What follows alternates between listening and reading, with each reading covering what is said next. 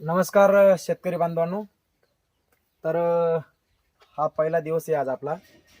तर हा पहिला दिवस आपल्याला सुरुवात करायचं आहे आणि आपण फक्त शेळी पालनाविषयीच बोलणार आहोत. दुसरा व्यवसायाविषयी आपण बोलणार नाहीत. आपले गोरगरीब शेतकरी बांधव आहेत, ज्यांच्याकडे पैसे नाहीत आणि ज्यांना कोणालाही वाटते की आपण काहीतरी व्यवसाय सुरू करावा, तर आपण फक्त शेळी पालनाविषयी बोलणार आहोत.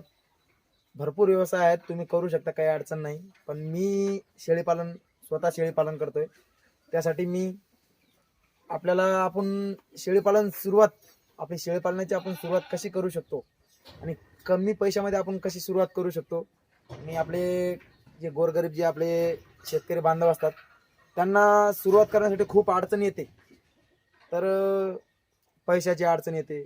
तर पैसा आपल्याला कोणी देणार नाही, ते पैसा आपल्यालाच निर्माण करावा लागेल, आपल्यालाच काबाड कष्ट करावं लागेल आणि सुरुवात करावी लागेल काहीतरी वेगळ्या विषयाची.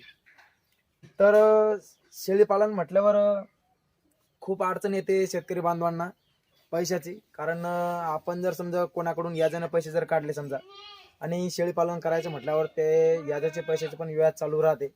त्यामुळं तसं काही करायची गरज नाही, कारण त्यापेक्षा केलेले नाही तेच बरं. आपण शेळीपालन न केलेलं तेच बरं, कारण व्याजाच्या पैशाने आपण शेळीपालन करणं हे चुकीचं आहे.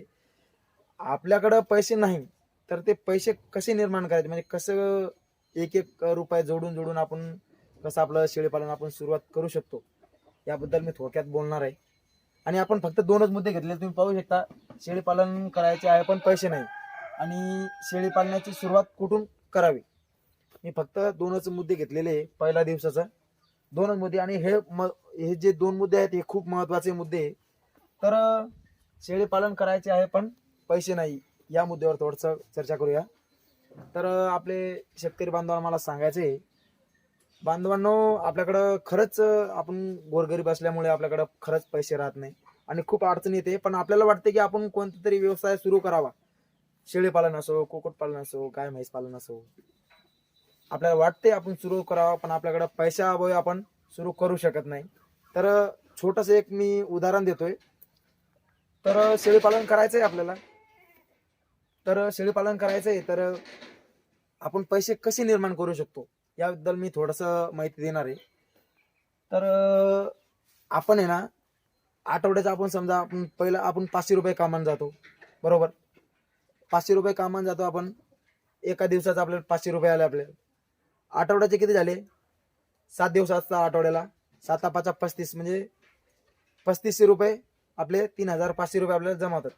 तर आपण 3500 रुपये न धरता, आपण समजा आपण आठवड्याचे 7 दिवस असतात, आपण फक्त 5 दिवस धरले समजा, आणि 5 दिवसाचे आपले झाले 2500 रुपये. 1000 रुपये काढले 3500 मधून तर 2500 रुपये उरतात. तर एका आठवड्याचे किती? 2500 रुपये. तर 2 आठवड्याचे किती झाले? 5000. 25 25 25 दुने 50, 5000 रुपये. आणि 4 आठवडे, महिन्याचे किती असतात? 4 आठवडे असतात. 5000 आणि 5000 किती झाले?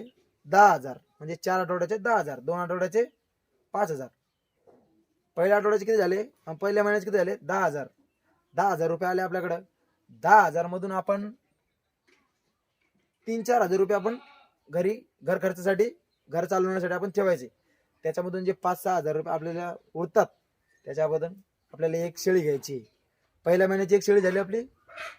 तर असे वर्षाचे किती महिने असतात? 12 महिने. पहिल्या महिन्याची एक शेळी, दुसऱ्या महिन्याची एक शेळी, तिसऱ्या महिन्याची एक शेळी, चौथ्या महिन्याची एक शेळी, असे करून करून आपण 10 महिन्याची 10 शेळ्या घ्यायच्या. आणि जे 2 महिने आहेत मागचे उरलेले 12 महिने, 2 महिने, ते आपण 2 बोकड घ्यायचे मित्रांनो. किती झाले आपल्याकडे? वर्षाचे 12. आणि शेड, त्यासाठी लागणार आपल्याला शेड पण खूप महत्वाचा आहे.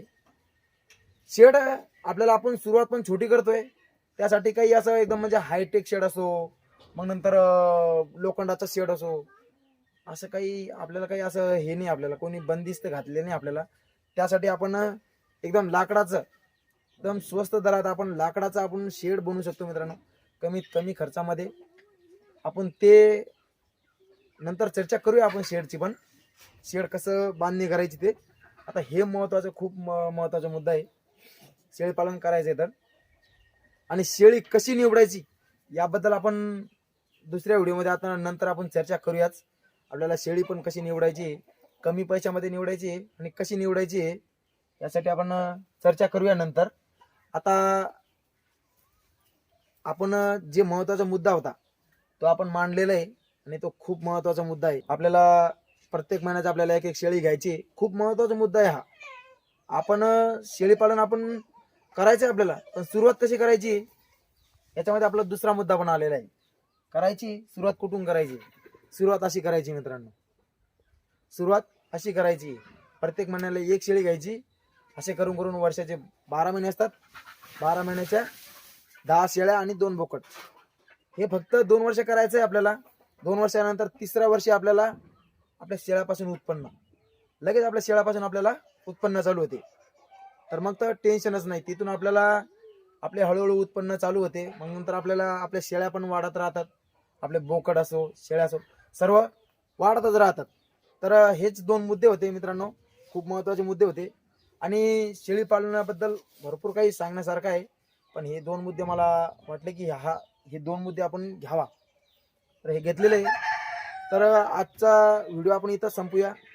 आशा आहे की आपल्याला हा व्हिडिओ आवडला असेल तर व्हिडिओला लाईक करा, शेअर करा आणि आपल्या मित्रापर्यंत शेअर करा आणि आपल्या यूट्यूब चॅनलला सबस्क्राईब करा. धन्यवाद. जय महाराष्ट्र.